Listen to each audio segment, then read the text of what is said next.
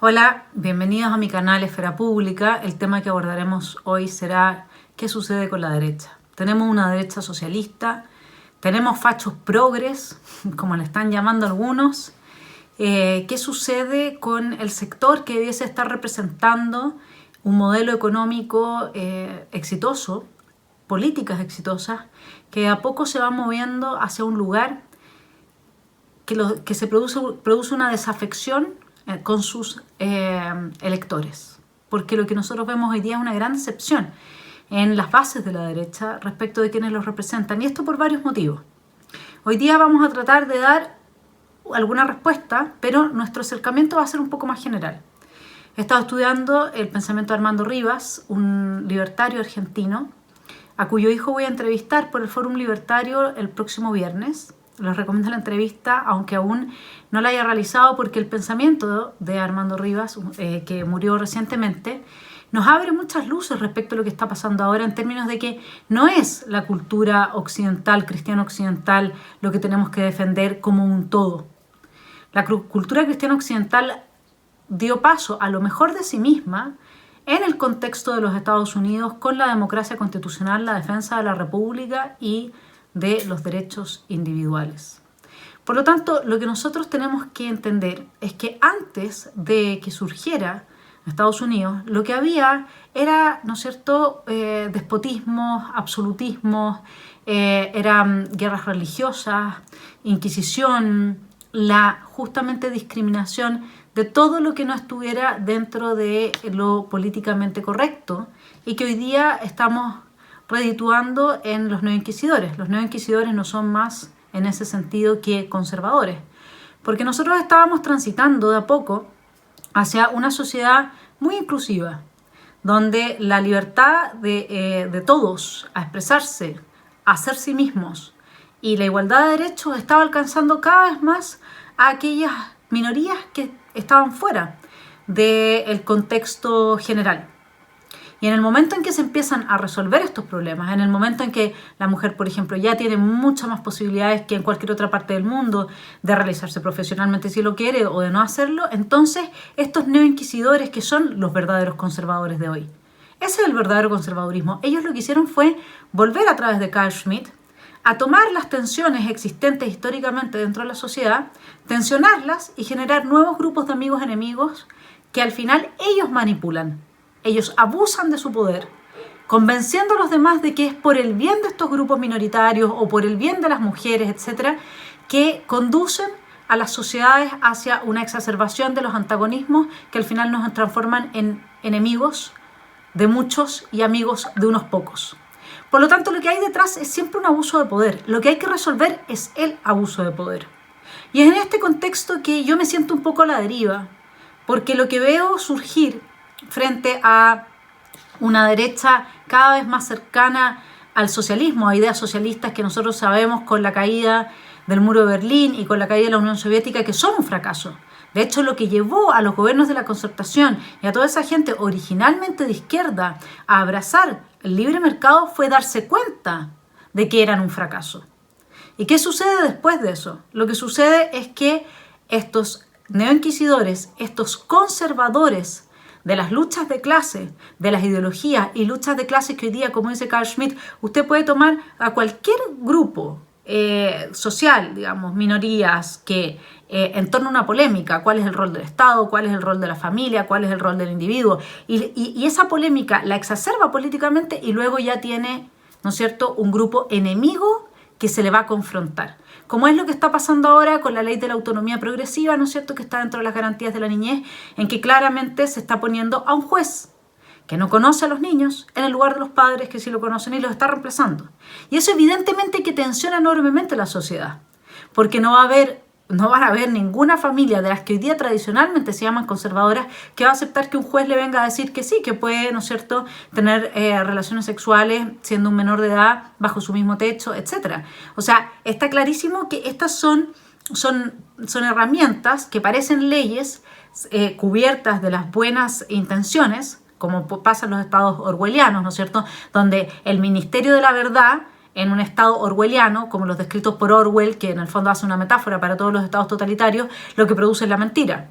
El Ministerio de la Guerra, o sea, de la Paz, lo que produce es la guerra. El Ministerio del Amor, lo que produce es tortura. Acá lo que se está diciendo es vamos a defender a los niños de los padres, pero en realidad lo que se les está poniendo, ¿no es cierto?, es en lugar de los padres que los aman, que los protegen y que podemos cometer muchos errores, un juez de la República que es un activista y que va a manipular a ese niño bajo el pretexto o bajo el manto de tratar de hacerle el bien. Y esto nos está pasando en muchas áreas. Entonces, ¿cómo va a reaccionar esta gente más conservadora frente a esa ley o frente a la ESI, la educación sexual integral, que invita a los niños a, digamos, tener una serie de experiencias sexuales siendo aún muy, muy chiquititos y sobre todo guiados por gente que ni siquiera está preparado, como ha pasado en Argentina, donde no son pedagogos los que van a enseñar educación sexual, colectivizando la sexualidad, generando una destrucción de la sensación que el individuo tiene respecto de lo íntimo.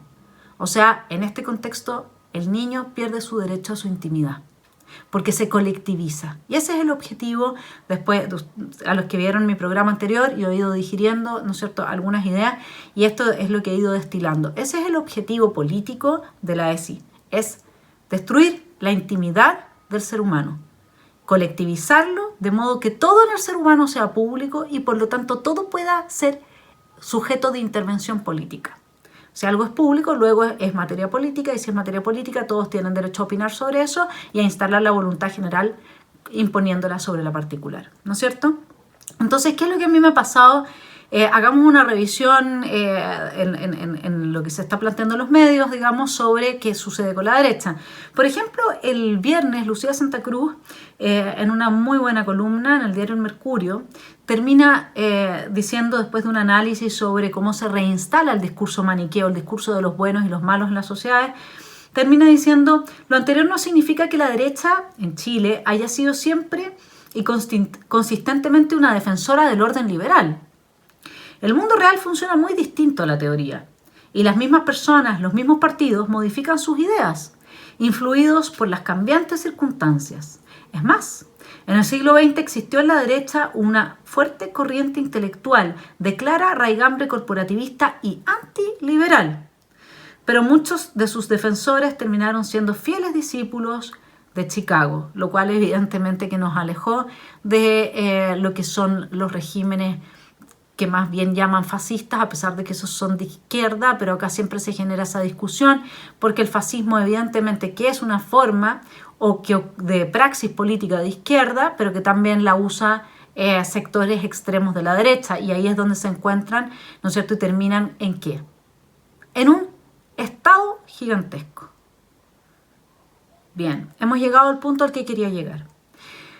Sabemos que el mundo liberal libertario, paleolibertario, liberal libertino, como quieran llamarle con todos sus matices, presenta fisuras producto de que no somos capaces de dialogar en torno a lo que nos une, sino que estamos permanentemente tensionándonos en torno a lo que nos divide.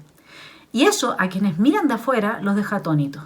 Dicen, ¿qué les pasa? Somos tan pocos. Tenemos que reunir las fuerzas. Acá no se trata de ver qué es lo que nos desune. Y desde esa perspectiva yo me pregunto, hoy día los conservadores, que son los antiguos conservadores, no los nuevos conservadores que son estos neoinquisidores que cuando la democracia avanzaba, el desarrollo económico avanzaba, cuando más incluimos a todas las diversidades, se decidieron a reinstalar la política del amigo-enemigo dentro de las sociedades, tensionando y violando el tejido social. Esos son los conservadores hoy día, los neoinquisidores.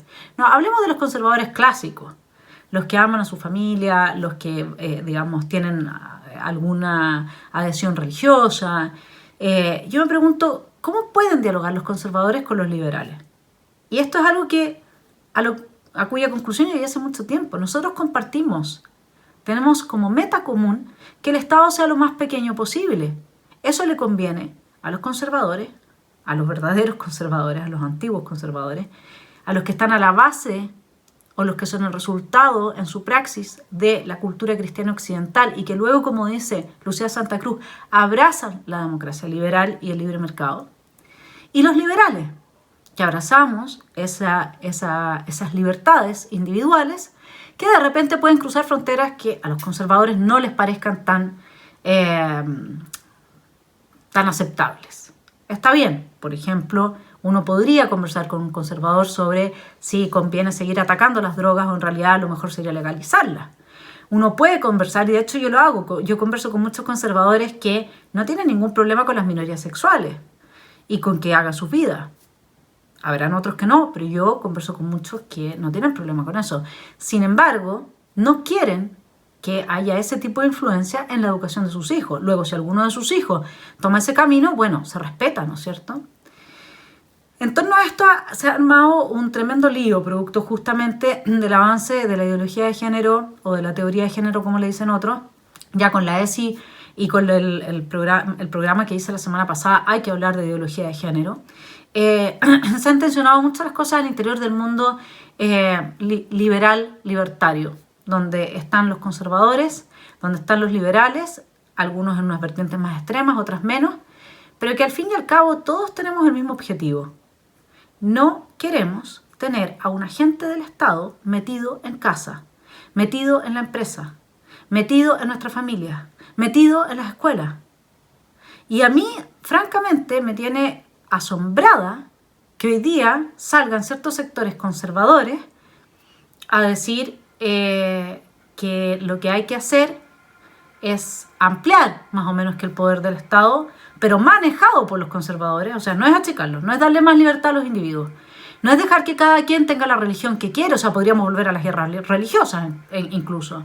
Tampoco es dejar que cada quien viva, digamos, su vida íntima como la quiera vivir dentro del marco de la diversidad sexual que existe naturalmente.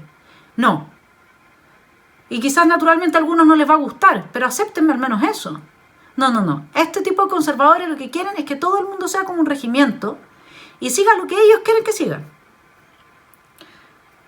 Es complejo porque al mismo tiempo, junto con ellos, que son una parte de la derecha, que tiene muchas otras cosas muy positivas, pero que en ese ser excluyen a muchos. Yo no sé cómo no se dan cuenta que tendrían que meter a millones de personas o a cientos de miles al menos en celdas, en islas, a vivir solos. O sea, parte importante de por qué se derrumbó nuestra cultura cristiana occidental y hoy día se encuentra en el estado que está, tiene que ver con sus propias fallas. No es solamente por el ataque que hemos sufrido desde otras vertientes ideológicas, sino que tiene que ver con sus propias fallas. ¿Cómo no vamos a arreglar esas fallas? ¿Cómo las vamos a repetir? ¿Cómo vamos a volver a instalar un Estado gigantesco que trate de controlar la vida de la gente, pero ahora en vez de hacerlo desde un acervo ideológico de izquierda, lo hacemos desde un acervo ideológico de derecha conservador?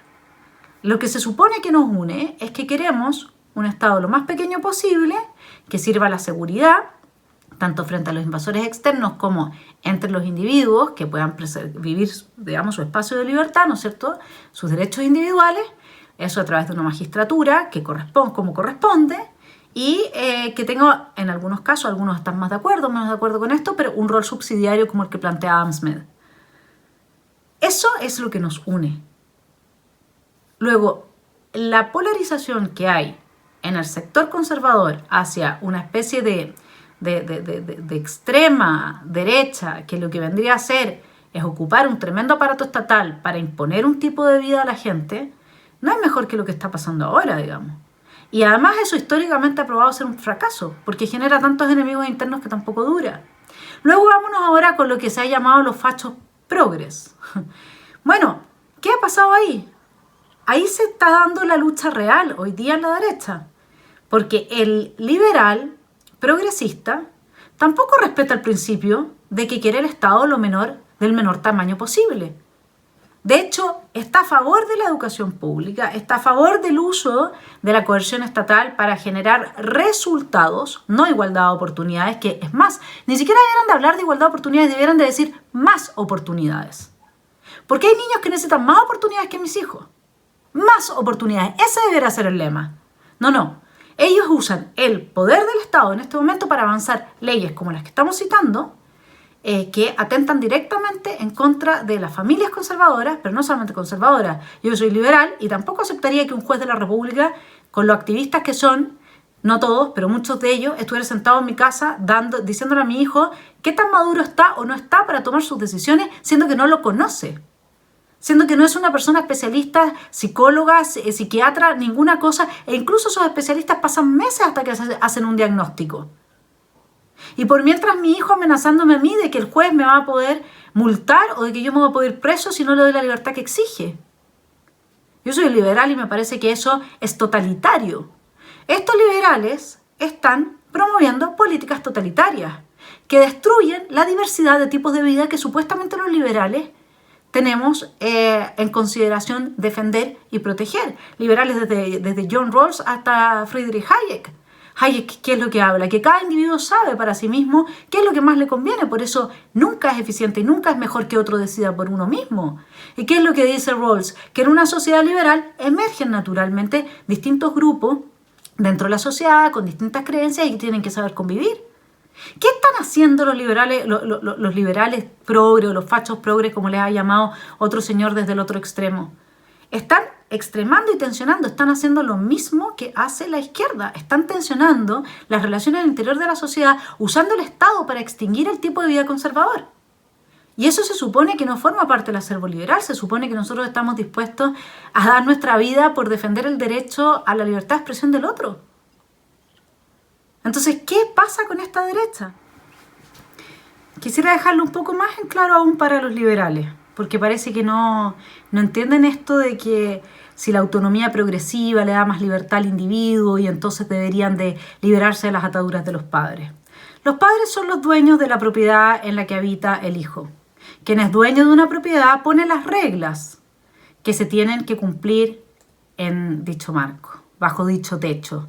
No puede llegar un juez de la República a imponerle a alguien qué hacer ni cómo usar su propiedad. Eso es algo que un liberal lo entiende.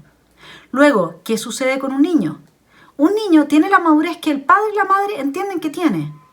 Y eso no lo puede determinar un juez que viene desde fuera y aún más tampoco puede, desde el marco liberal, decirle a los padres qué uso le pueden dar a su hogar. Porque si ese niño es lo suficientemente maduro como para sostenerse a sí mismo y retirarse del hogar, en ese caso una ley de autonomía progresiva no tendría ningún reparo, al menos de mi parte. Si un niño tiene 16 años y se está haciendo millonario y quiere vivir solo y quiere tener su autonomía, por supuesto que tiene todo el derecho a hacerlo y me parecería que en ese contexto una ley de autonomía progresiva tendría sentido. Sin embargo, no la tiene cuando lo que tenemos son gente que en general no quiere la libertad justamente para trabajar o hacerse rico y salir del techo de los padres, y donde tenemos además jueces activistas que responden a la ideología que ya describí en mi columna pasada. Bueno, yo quiero decirles que además acá tenemos a Eugenio Tironi, que nos ha dado en su columna del día martes una tremenda demostración de lo que es la derecha socialista, porque ahora él puede considerarse una persona de la derecha socialista, entre los cuales aquí me han mandado una lista de quienes más podríamos incorporar. Bueno, ustedes ya saben a Desbordes y evidentemente que a Osandones, pero también me dicen Paulina Núñez, Marcela Sabat, Gonzalo Fuensalida, Erika Olivera, Francisco Guiguren. Bueno, esos son otros que me mencionan otras personas. Entonces uno dice, ¿qué es lo que pasa por la mente de esta gente? Y yo tomé de Eugenio Tironi algunas cosas que él analiza y que me llamaron muchísimo la atención en su columna. Él dice, el primer país en darle la batalla a la pandemia, ¿no es cierto?, fue China. Aquí él hace una oda a los chinos, así como la que hizo en su minuto Neruda con Stalin, más o menos igual. Dice, entre paréntesis, sí, lo ocultó, porque él lo que trata de poner es a Trump versus los chinos. Pero, ¿qué habría hecho Trump en su lugar? Como diciendo, es obvio que también lo hubiera ocultado. No, señor Tironi, déjeme explicarle una cosa. Una cosa es un totalitarismo, otra cosa es una democracia.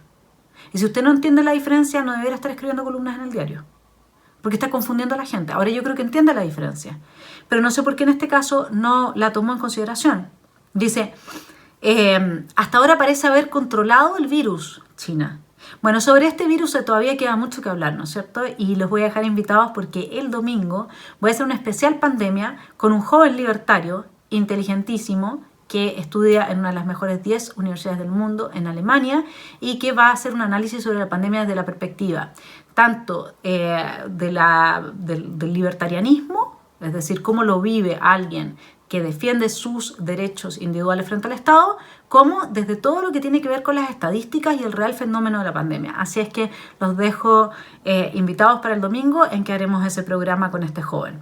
Ahí les contaré quién es. Bueno, después, ¿qué es lo que dice Tironi volviendo a él? Dice, China está en la primera línea en la carrera contra la vacuna, por la vacuna, y anunció que tratará la vacuna como un bien público, desplazando entonces a su rival, que sería Estados Unidos, en ayuda humanitaria, en financiamiento e influencia en el sistema de Naciones Unidas, y China incluso dice controla Zoom. Yo no sé cómo haciendo esta gárgara, el señor Eugenio Tironi, que es una de las cabezas de lo que fue el triunfo, ¿no es cierto?, del no en el plebiscito por la democracia, y que es un hombre sociólogo bastante enterado, ¿cómo no se da cuenta que está haciendo una oda al totalitarismo? Que acá a él no le importa cuánta gente se sabe que ha desaparecido por investigar en los laboratorios, no sé, a él no le importa cuántos chinos le están siendo violados permanentemente sus derechos, nada. Él acá lo que está viendo es que la vacuna la van a regalar, ¿ah? Y eso es un bien público, o sea, imagínense lo bueno que son los chinos. Además de que China está presente en Naciones Unidas, como si hoy día estar presente en Naciones Unidas no significara una cesión de soberanía importante y entregarse a la izquierda, de hecho. Y además desplaza a su rival, a Estados Unidos, en ayuda humanitaria y financiamiento. O sea, esto es populismo. Esto es a lo que está adhiriendo parte importante de nuestra derecha, tanto la derecha que dice tener hoy día una sensibilidad social. O sea, Tironi es quien mejor lo representa. No importa si quien te lo está dando es un régimen que ha violado sistemáticamente los derechos humanos, es un régimen en el que no existe absolutamente ninguna libertad individual. Si te entrega algo y si te ayudan con una ayudita, dame una ayudita por favor, entonces bravo, aplauso de foca. Es muy impresionante que una parte de la derecha esté abrazando esta forma de hacer política. Porque si ustedes se dan cuenta, si terminamos dependiendo de los chinos, este va a ser el peor mundo posible. Y ahí es donde quisiera terminar. Quisiera terminar diciéndoles que Winston Churchill, lo cita Hannah Arendt en este libro que se llama Sobre el mal, Über das Böse, dice que casi nada de lo material o establecido que creí, dice, fuera permanente cuando él era joven, quedó en pie. ¿No es cierto? Vino la Segunda Guerra Mundial. Dice, todo lo que yo tenía por seguro, de lo que creía estar seguro, era imposible, sucedió. El único modo de que no perdamos nuestro mundo común es que armemos un grupo importante de gente que se apoye entre sí, que evite volver a dinámicas que excluyan a la gente, que discriminen a la gente, que no acepten la diversidad y que trabajen por reducir el tamaño del Estado. No más Estado en educación. Se acabó. Vouchers, que haya diversidad de proyectos educativos y que cada padre, según como vea, padre y madre, a sus hijos evolucionar, los cambie a un proyecto o a otro. Y ese proyecto, entre esos proyectos perfectamente pueden haber establecimientos que tengan una educación sexual, digamos, que los padres consideren adecuado. Necesitamos que frente al populismo expropiatorio que ahora se está instalando a través de los cambios al Banco Central, etcétera, recobremos la economía de libre mercado. Necesitamos que se acabe el impulso legislativo de instalar en la vida privada, íntima y familiar de la gente el brazo de jueces activistas y de profesores ideologizados que transforman a nuestros hijos en activistas políticos. Necesitamos evitar que avance esta ideología que pretende este nuevo ser humano que promueve, que está detrás de la ESI, asunto que abordé desde el libro El Anti-Edipo de Deleuze y Guattari en mi programa pasado para que lo revisen quienes no lo vieron. Bueno, así las cosas, los dejo invitados porque esta semana que ya alcanzamos más de los 15.000 suscriptores y doy gracias y espero que todos ustedes también, a quienes me pueden ayudar en Patreon, porque son una tremenda ayuda para seguir adelante, para seguirles aportando a todos ustedes, quienes en este momento me están ayudando, los pocos que lo pueden hacer. Mil gracias en mi nombre, en nombre de todos los demás suscriptores que hoy día no lo pueden hacer, porque gracias a ellos tendremos esta semana una súper intensa cartelera, como quien dice, y por lo tanto estén atentos a los programas que iremos subiendo para alimentar, como siempre, sus propias reflexiones e intentar dejar algo que les sirva a apoyar su pensamiento y su posición. Que tengan una muy buena semana.